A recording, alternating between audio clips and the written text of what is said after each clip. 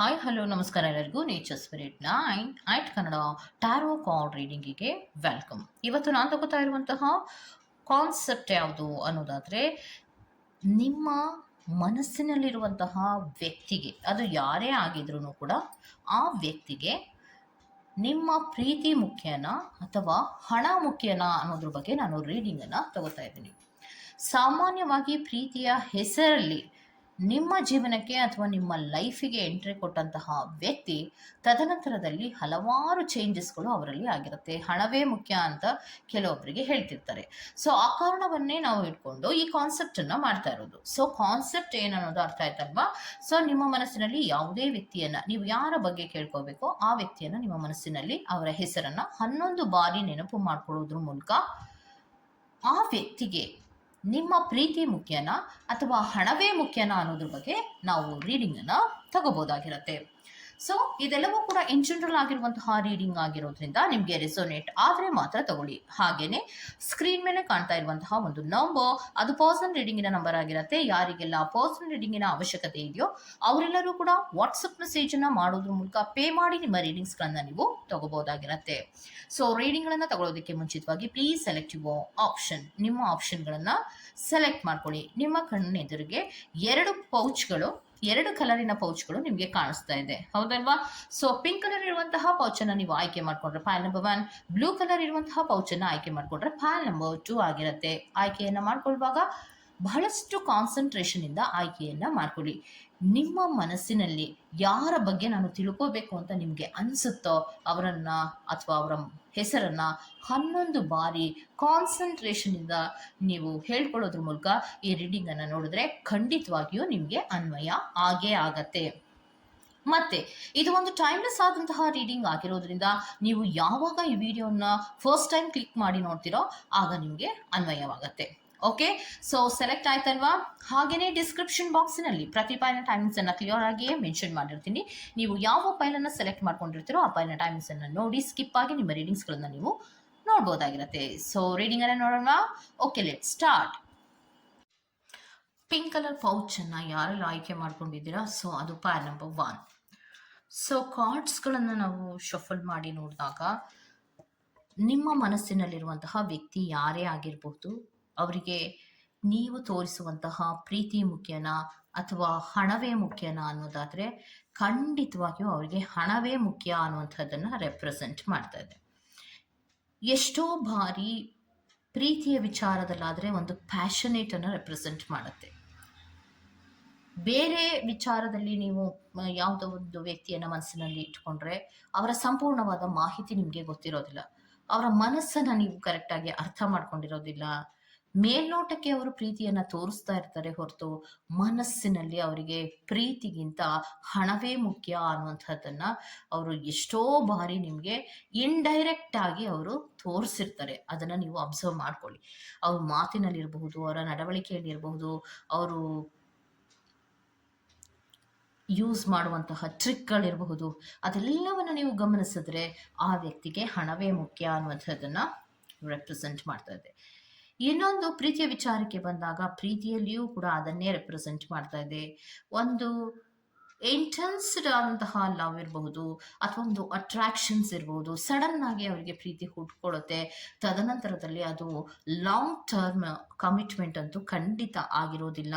ಆ ವ್ಯಕ್ತಿ ಬಹಳ ಬೇಗ ಚೇಂಜಸ್ ಆಗುವಂತಹ ಸಾಧ್ಯತೆಗಳಿರುತ್ತೆ. ಸೊ ಎಲ್ಲಿಯವರೆಗೂ ನೀವು ನಿಮ್ಮ ಮನಸ್ಸಿನಲ್ಲಿರುವಂತಹ ವ್ಯಕ್ತಿಗೆ ಖರ್ಚನ್ನ ಮಾಡ್ತಾ ಇರ್ತೀರಾ ಅಥವಾ ಅವರಿಗೆ ಫೆಸಿಲಿಟೀಸನ್ನು ಕೊಡ್ತಾ ಇರ್ತೀರಾ, ಅವ್ರನ್ನ ಅರ್ಥ ಮಾಡ್ಕೊಂಡು ಅವರೆಲ್ಲ ಬೇಡಿಕೆಗಳನ್ನು ಈಡೇರಿಸ್ತಾ ಇರ್ತೀರಾ, ಅಲ್ಲಿಯವರೆಗೆ ಮಾತ್ರ ಅವರು ನಿಮ್ಮ ಜೊತೆ ಇರ್ತಾರೆ. ನೀವು ಯಾತಕ್ಕೋಸ್ಕರ ಅಷ್ಟೊಂದು ಸಪೋರ್ಟನ್ನು ಮಾಡ್ತೀರಾ ಅನ್ನೋದಾದರೆ ಎಮೋಷನಲ್ ನೀಡ್ಸಿಗೋಸ್ಕರ ನೀವು ಸಪೋರ್ಟನ್ನು ಮಾಡ್ತಿರ್ತೀರಾ. ಎಮೋಷನಲ್ ಆಗಿ ತುಂಬ ಕನೆಕ್ಟ್ ಆಗೋದಿರಬಹುದು. ಪ್ರೀತಿ ಅವರ ಜೊತೆಯಲ್ಲಿ ನಾನಿದ್ದಾಗ ನನಗೆ ಸಮಾಧಾನ ಆಗತ್ತೆ ಅನ್ನೋದಿರಬಹುದು. ಅವರ ಜೊತೆ ಮಾತಾಡಿದಾಗ ನನಗೆ ಸಮಾಧಾನ ಆಗತ್ತೆ, ನಾನೆಲ್ಲ ಫೀಲಿಂಗ್ಸ್ಗಳನ್ನು ಅವ್ರ ಹತ್ರ ಹೇಳ್ಕೊಂಡಾಗ ಸಮಾಧಾನ ಆಗತ್ತೆ ಅಂತ ನೀವೇನು ಆ ವ್ಯಕ್ತಿಯನ್ನು ನಿಮ್ಮ ಲೈಫಿನಲ್ಲಿ ಅಥವಾ ನಿಮ್ಮ ಜೀವನಕ್ಕೆ ಎಂಟ್ರಿಯನ್ನು ತಗೊಂಡಿದ್ರೋ ಆ ವ್ಯಕ್ತಿಗೆ ಪ್ರೀತಿಗಿಂತಲೂ ಹಣವೇ ಮುಖ್ಯ ಅನ್ನುವಂಥದ್ದನ್ನ ಈ ಮುಂದಿನ ದಿನಗಳಲ್ಲಿ ನಿಮ್ಗೆ ತೋರಿಸ್ತಾ ಹೋಗ್ತಾರೆ. ಸೊ ಈಗ ಆಲ್ರೆಡಿ ಕೆಲವೊಬ್ಬರಿಗೆ ಅನುಭವ ಆಗಿರುವಂತಹ ಸಾಧ್ಯತೆಗಳು ಕೂಡ ಇದೆ ಅನ್ನುವಂಥದ್ದನ್ನ ರೆಪ್ರೆಸೆಂಟ್ ಮಾಡ್ತಾ ಇದೆ. ಸೊ ನೆಕ್ಸ್ಟ್ ಏನಪ್ಪಾ ಅನ್ನೋದಾದ್ರೆ, ಈ ವ್ಯಕ್ತಿಯಲ್ಲಿ ಹಾನೆಸ್ಟ್ ಅನ್ನೋದು ಇಲ್ವೇ ಇಲ್ಲ ಅನ್ನುವಂಥದ್ದನ್ನ ರೆಪ್ರೆಸೆಂಟ್ ಮಾಡ್ತಾ ಇದೆ. ಸೊ ಹಾನೆಸ್ಟ್ ಆಗಿರೋದಿಲ್ಲ, ಮತ್ತೆ ಬೇಕು, ನನ್ನ ಯಾವುದೋ ಒಂದು ಕಷ್ಟಕ್ಕೆ ಬೇಕು ಅಂದಾಗ ಆ ವ್ಯಕ್ತಿ ಸಿಗೋದಿಲ್ಲ. ಏನೋ ವಿಚಾರವನ್ನ ನೀವು ಅವ್ರ ಜೊತೆ ಶೇರ್ ಮಾಡ್ಕೋಬೇಕು ಅಂದಾಗ ಆ ವ್ಯಕ್ತಿ ಸಿಗೋದಿಲ್ಲ. ಅವರಿಗೆ ಯಾವಾಗ ಬೇಕು ನೀವು ಅಂತ ಅನ್ಸುತ್ತೋ ಆಗ ಮಾತ್ರ ಆ ವ್ಯಕ್ತಿ ನಿಮ್ಮ ಕೆಲವೊಂದು ಟೈಮಿನಲ್ಲಿ ಮಾತ್ರ ಅವೈಲಬಲ್ ಅನ್ನುವಂಥದ್ದನ್ನ ರೆಪ್ರೆಸೆಂಟ್ ಮಾಡ್ತಾ ಇದೆ. ಏನೇ ಮೆಸೇಜ್ ಮಾಡಲಿ, ಏನೇ ಫೋನ್ ಮಾಡಲಿ, ಮೀಟ್ ಮಾಡ್ಬೇಕಂತ ಹೇಳಿ, ಏನೇ ಗೋಗರಿತಾ ಇರಲಿ, ಕಾಯ್ತಾ ಇರಲಿ, ಅಳ್ತಾ ಇರಲಿ, ಸಂಕಟ ಪಡ್ತಾ ಇರಲಿ, ಎಂತಹ ಸಂದರ್ಭದಲ್ಲಿ ಆದ್ರೂ ಆ ವ್ಯಕ್ತಿಗೆ ಅದರ ಬಗ್ಗೆ ಗಮನ ಇರೋದಿಲ್ಲ. ಸೊ ಆ ವ್ಯಕ್ತಿಗೆ, ನಿಮ್ಮ ಮನಸ್ಸಿನಲ್ಲಿರುವಂತಹ ವ್ಯಕ್ತಿಗೆ ಪ್ರೀತಿ ಮುಖ್ಯನಾ ಅಥವಾ ಹಣ ಮುಖ್ಯನಾ ಅನ್ನೋದಾದ್ರೆ ಹಣವೇ ಮುಖ್ಯ ಅನ್ನುವಂತಹದ್ದನ್ನ ಅವರು ಹೇಳ್ತಾ ಇದ್ದಾರೆ. ಸೊ ಎಷ್ಟೋ ಬಾರಿ ಯೂನಿವರ್ಸ್ನಲ್ಲಿ ಪಾರ್ ನಂಬರ್ 1 ಅವರಿಗೆ ಕೆಲವೊಬ್ಬರಿಗೆ ಅನುಭವಗಳು ಆಗಿರುತ್ತೆ.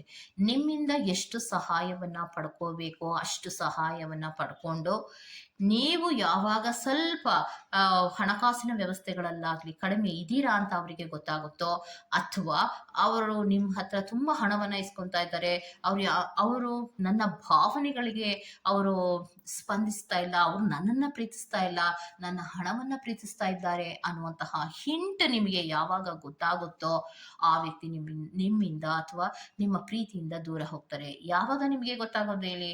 ಸೊ ಮೇಲಿಂದ ಮೇಲೆ ಭಾವನೆಗಳ ಮೇಲೆ, ಪ್ರೀತಿಯ ಮೇಲೆ, ನಂಬಿಕೆಯ ಮೇಲೆ ಯಾವಾಗ ಹೊಡೆತ ಬೀಳೋದಕ್ಕೆ ಶುರು ಆಗುತ್ತೋ ಆಗ ನಿಮ್ಗೆ ಗೊತ್ತಾಗ್ತಾ ಇರುತ್ತೆ, ಸೊ ಈ ವ್ಯಕ್ತಿ ಪ್ರೀತಿಸ್ತಾ ಇರೋದು ದುಡ್ಡನ್ನಷ್ಟೇ, ನನ್ನ ಪ್ರೀತಿಯನ್ನಲ್ಲ, ನನ್ನ ಪ್ರೀತಿ ಈ ವ್ಯಕ್ತಿಗೆ ಬೇಕಾಗಿಲ್ಲ ಅನ್ನುವಂಥದ್ದು ನಿಮಗೆ ಅರಿವಿಗೆ ಬರುವಂತಹ ಸಾಧ್ಯತೆಗಳಿರುತ್ತೆ.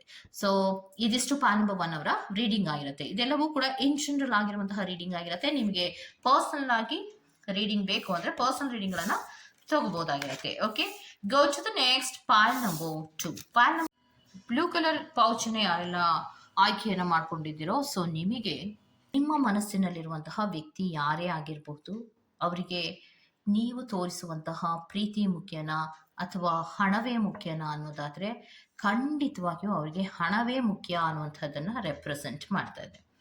ಹಣಕಾಸಿನ ವಿಚಾರದಲ್ಲಿ ಎಷ್ಟೋ ಬಾರಿ ನಿಮಗೆ ಲಾಸಸ್ ಅನ್ನ ಮಾಡಿರುವಂತಹ ಸಾಧ್ಯತೆಗಳು ಇರುತ್ತೆ.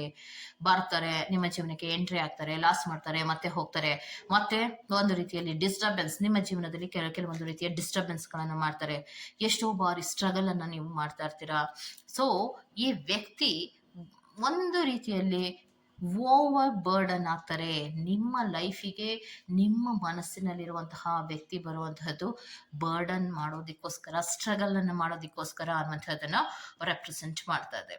ಸೊ ಇವ್ರು ಬಂದಾಗೆಲ್ಲ ನಿಮ್ಗೆ ಯಾವುದೋ ಒಂದು ಕಮಿಟ್ಮೆಂಟ್ಗಳು ತಾನಾಗೆ ಬರುವಂತಹದ್ದು, ಎಕ್ಸ್ಟ್ರಾ ರೆಸ್ಪಾನ್ಸಿಬಿಲಿಟೀಸ್ಗಳು ತಾನಾಗೆ ಬರುತ್ತೆ.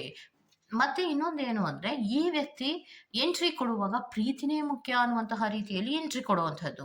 ಯಾಕೆ ಅಂದ್ರೆ ನಿನ್ನನ್ನ ಬಿಟ್ಟು ಇರೋಕ್ಕಾಗೋದಿಲ್ಲ ಅನ್ನುವಂತಹದನ್ನ ಎಷ್ಟೋ ಬಾರಿ ಹೇಳ್ತಾರೆ. ಸೊ ಎಷ್ಟೋ ಬಾರಿ ಹೇಳಿದಂತಹ ವ್ಯಕ್ತಿ ಮತ್ತ್ಯಾಕೆ ಅವರು ಬರೋದೇ ಇಲ್ಲ, ಯಾಕೆ ಪ್ರೀತಿಯಲ್ಲಿ ಅಪ್ಸೆಟ್ ಆಗುವಂತಹದ್ದು? ಸ್ವಲ್ಪ ದಿನ ಇದ್ದಂತಹ ಪ್ರೀತಿ ಇಮ್ಮಿಡಿಯೇಟ್ ಆಗಿ ಅದು ಮಾಯ ಆಗಿ ಹೋಗುತ್ತೆ.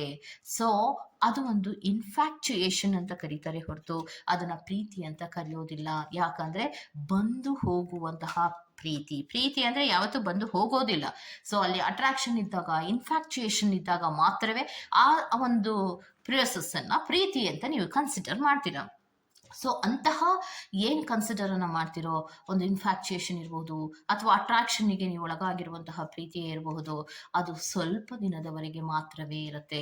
ಸೊ ಎಷ್ಟೋ ಬಾರಿ ನೀವು ಕೂತ್ಕೊಂಡು ಯೋಚನೆ ಮಾಡಿದ್ರೆ ಈ ಪ್ರೀತಿಯಲ್ಲಿ ಹಲವಾರು ಬಾರಿ ಜಗಳಗಳಾಗಿರುತ್ತೆ, ಹಲವಾರು ಬಾರಿ ಮಿಸ್ಅಂಡರ್ಸ್ಟ್ಯಾಂಡಿಂಗ್ಗಳಾಗಿರುತ್ತೆ, ಹಲವಾರು ಬಾರಿ ಇದ್ದಕ್ಕಿದ್ದ ಹಾಗೆ ನಿಮಗೆ ಲಾಸಸ್ಗಳಾಗಿರುತ್ತೆ, ಎಕ್ಸ್ಟ್ರಾ ರೆಸ್ಪಾನ್ಸಿಬಿಲಿಟೀಸ್ಗಳಾಗಿರುತ್ತೆ. ಫಾರ್ ಎಕ್ಸಾಂಪಲ್, ನೀವೇನೋ ಒಂದನ್ನ ತಕೊಟ್ಟಿರ್ತೀರ ಅಂತನೋ, ಅಥವಾ ನನ್ಗೇನೋ ಒಂದು ಕಷ್ಟ ಇದೆ, ನೀನು ಕೊಡು ಆಮೇಲೆ ಕೊಡು ಅಂತ ನೀವು ಹೇಳ್ಬಿಟ್ಟು ಕೊಟ್ಟಿರ್ತೀರಾ, ಅದು ವಾಪಸ್ ಬರೋದೇ ಇಲ್ಲ. ನೀವು ಎಷ್ಟು ದಿನ ಕಾದ್ರೂ ಅದು ನಿಮ್ಗೆ ವಾಪಸ್ ಬರೋದಿಲ್ಲ. ಮತ್ತೆ ಅವರು ಪ್ರೀತಿಯ ಹೆಸರಿನಲ್ಲಿ ನಿಮ್ಮ ಜೀವನಕ್ಕೆ ಎಂಟ್ರಿಯನ್ನ ತಗೊಂಡ್ರು ಕೂಡ ಇನ್ನೊಮ್ಮೆ ಅವರು ನಿಮ್ಮ ಹತ್ರ ಮತ್ತೆ ದುಡ್ಡನ್ನ ಕೇಳ್ತಾರೆ. ಸೊ ಎಷ್ಟು ಬಾರಿ ನಿಮ್ ಹತ್ರ ದುಡ್ಡನ್ನ ಇಸ್ಕೋಬಹುದೋ ಅಷ್ಟು ಬಾರಿ ಇಸ್ಕೊಂತಾರೆ. ಕಡಿಮೆ ಪ್ರಮಾಣದಲ್ಲಿ ವಾಪಸ್ ಕೊಡ್ತಾರೆ ಕೆಲವೊಬ್ಬರಿಗೆ, ಇನ್ನು ಕೆಲವೊಬ್ಬರಿಗೆ ವಾಪಸ್ ಕೊಡೋದೇ ಇಲ್ಲ. ಸೊ ಪ್ರೀತಿಯ ಹೆಸರಿನಲ್ಲಿ ಹಣವನ್ನ ನಿಮ್ಮ ಹತ್ರ ಇಸ್ಕೊತಾ ಇರ್ತಾರೆ ಕೆಲವೊಬ್ಬರಿಗೆ ಅನ್ನುವಂಥದ್ದನ್ನ ರೆಪ್ರೆಸೆಂಟ್ ಮಾಡ್ತಾ ಇದೆ. ಸೊ ಮೂವಿಂಗ್ ಫಾರ್ವರ್ಡ್ ಅನ್ನ ರೆಪ್ರೆಸೆಂಟ್ ಮಾಡ್ತಾ ಇದೆ.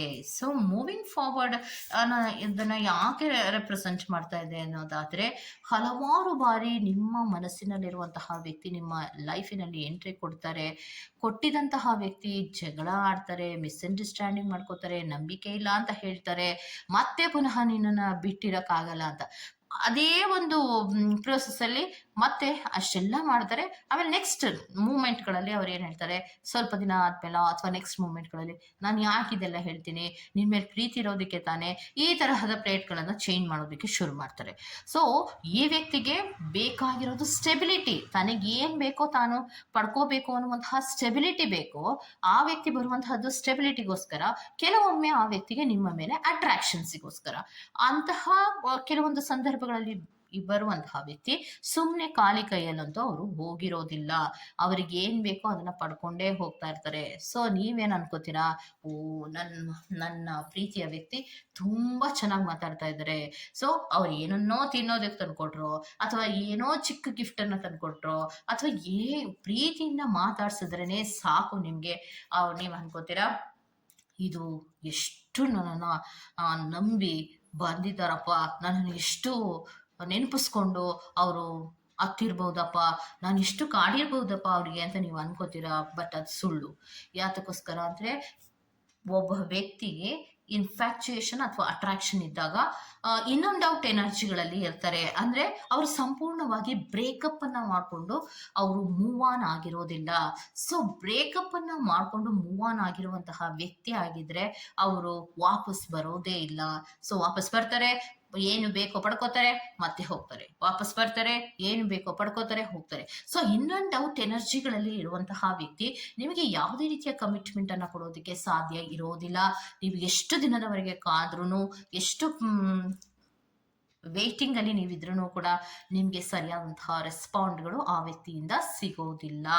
ಸೊ ಅಲ್ಲಿಗೆ ಆ ವ್ಯಕ್ತಿಗೆ ಬೇಕಾಗಿರುವಂತಹದ್ದು ಹಣವೇ ಹೊರತು ಪ್ರೀತಿ ಅಲ್ಲ ಅನ್ನುವಂಥದ್ದನ್ನ ರೆಪ್ರೆಸೆಂಟ್ ಮಾಡ್ತಾ ಇದೆ. ಓಕೆ, ಸೊ ಇದಿಷ್ಟು ರೀಡಿಂಗ್ ಆಗಿರುತ್ತೆ. ಈ ತರಹದ ರೀಡಿಂಗ್ ನಿಮ್ಗೆ ಇಷ್ಟ ಆಗಿದೆ ದಯವಿಟ್ಟು ಸಬ್ಸ್ಕ್ರೈಬ್ ಮಾಡಿ, ಪಕ್ಕದಲ್ಲೇ ಇರುವಂತಹ ಬೆಲ್ ಐಕಾನ್ ಅನ್ನ ಪ್ರೆಸ್ ಮಾಡಿ. ನಾನು ನಿಮ್ಮನ್ನ ಮತ್ತೊಂದು ರೀಡಿಂಗ್ ಅಲ್ಲಿ ಸಿಗ್ತೀನಿ ಅಂತ ಹೇಳ್ತಾ, ಅಲ್ಲಿವರೆಗೂ ಚೆಕ್, ಬಾಯ್.